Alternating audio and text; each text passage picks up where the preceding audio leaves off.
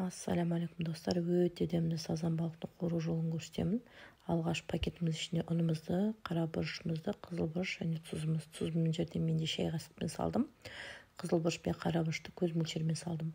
Сазан балығым алдын ала аршылған, жуылған және 1 сағатқа тұздап қойған болатынмын. Көз мөлшермен салдым тұзды. Ащы болады десеңіздер, аз мөлшерде салуға болады. Әркім өз қалауынша салады. Барлығын жақсылап тұрып, пакетіміздің ішіне салып, пакеттің бетін буып, мына жерде бір қолмен түсіріп тұрып, бір қолмен сіздерге көрсетіп жатқаным. Жақсылап тұрып, аузын түйіп, барлық жеріне ұн тиетіндей етіп, жақсылап тұрып, бұлғап аламыз.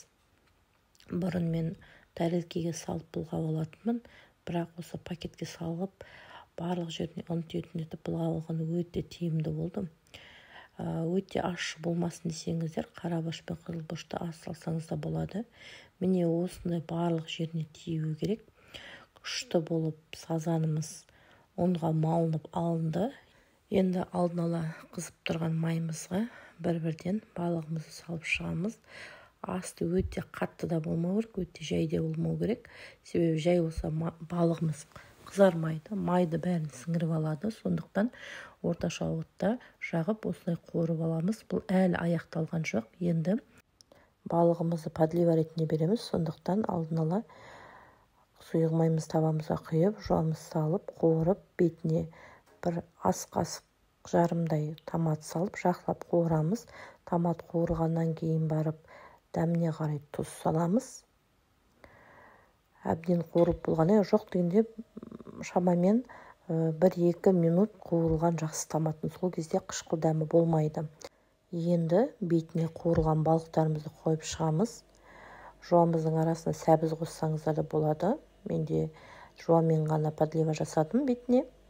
Барлық балығымызды осылай қойып шығамыз да үстіне қайнап тұрған су қоямыз. Суды қатты толтырмаймыз. Сұйықтығы көп болған жақсы десеңіздер, суын молырақ қыласыздар.